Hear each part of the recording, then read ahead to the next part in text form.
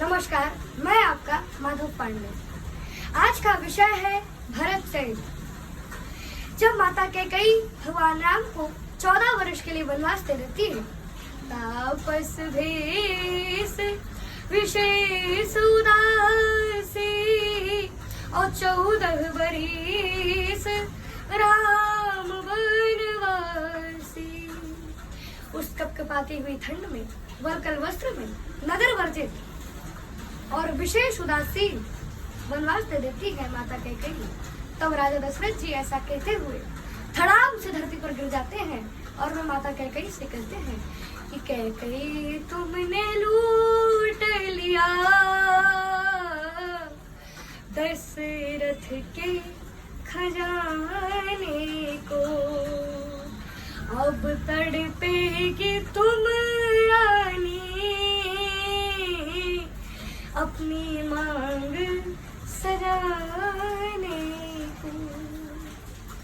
और जब भगवान राम राजा दशरथ जी से वन गमन के लिए अनुमति मांगने आते हैं, तब राजा दशरथ जी कहते हैं कि जरा देर ठहरो राम, जरा देर ठहरो राम, तमन्ना यही है अभी हमने जी भर के देखा नहीं है।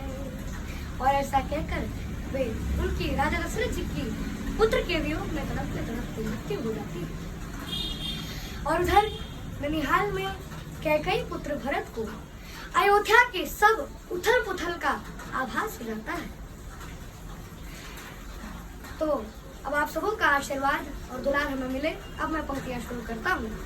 इधर राजा दशरथ जी भूषाई हो गए हैं, उनका शव जमीन पर पड़ा हुआ है और वशिष्ठ जी कहते हैं कि बोले वशिष्ठ है गदित हृदय, बोले वशिष्ठ है गदित हृदय, राजा को भूषाई पाते तो कंधे तो बुलवानाओ कहकर के नजर से जाते।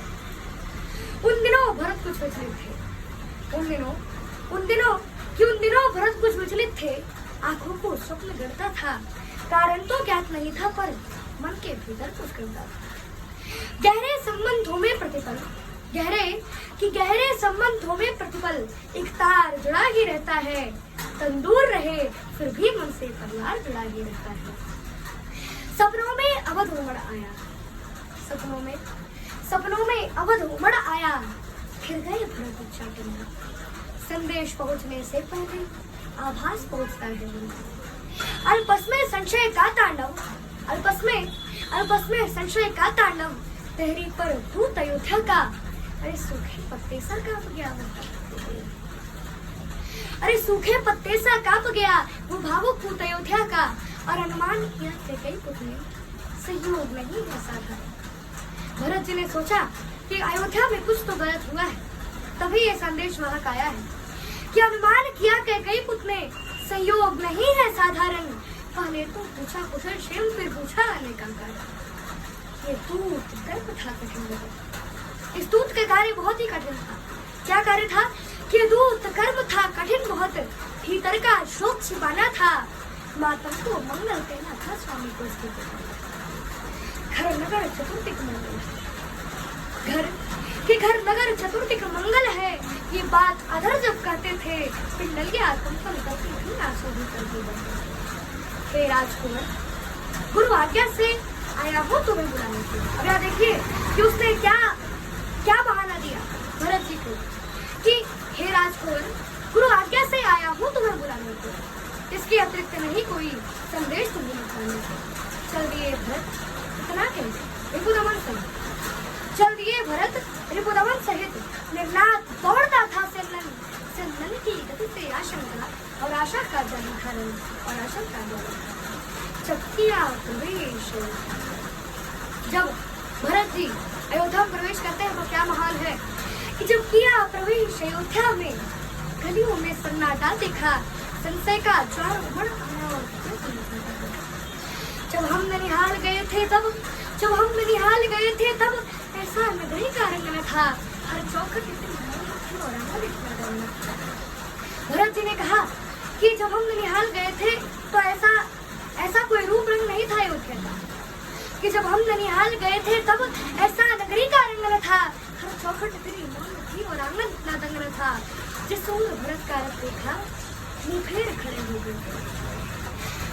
भरत जी को देखकर अयोध्या वाले कैसे ट्रीट कर रहे हैं उनको कि जिस उम्र भरत का रथ देखा मुंह फेर खड़े हो गए।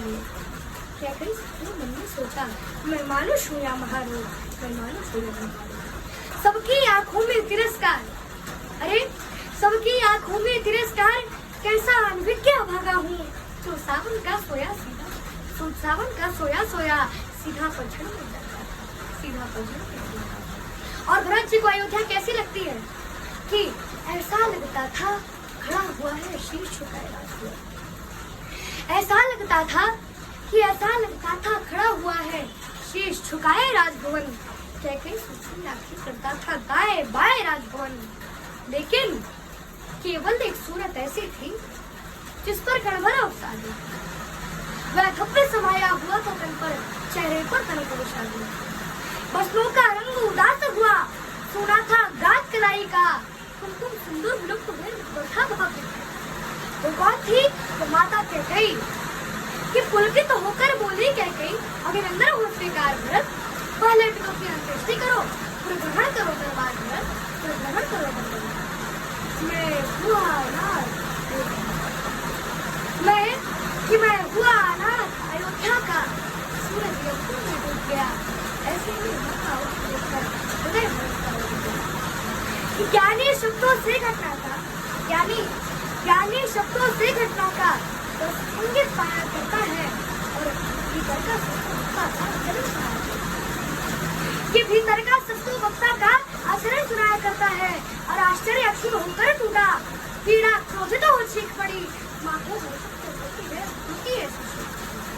बोला माँ ओझा लगता है, बोले माँ ओझा लगता है यह तेरा हर्ष प्रफुल्लित मन।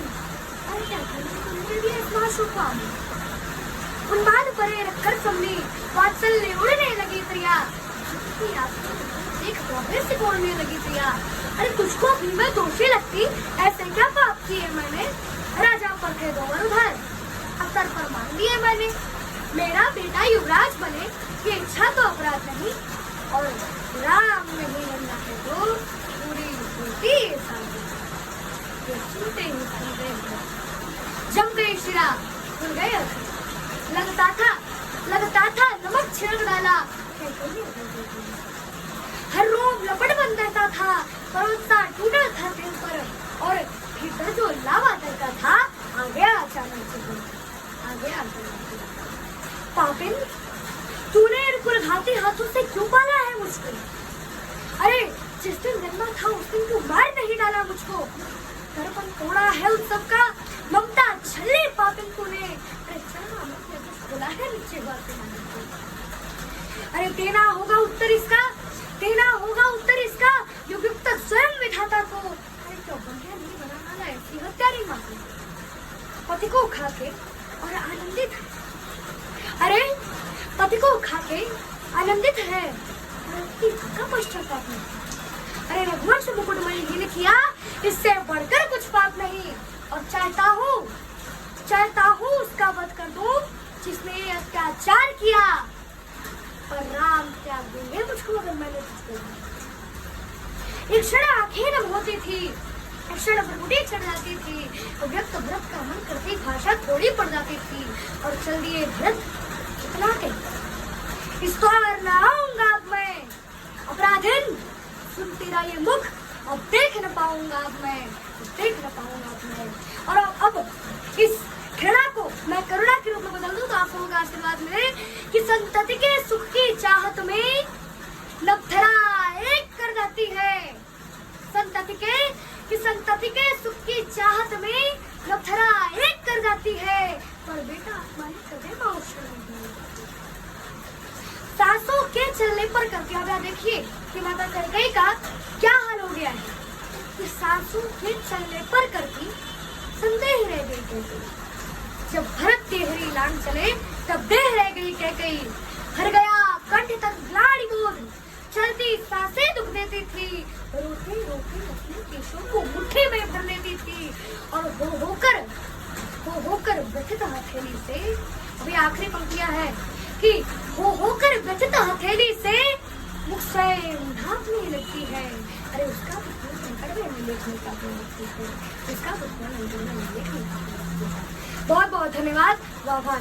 जय जय श्री राम।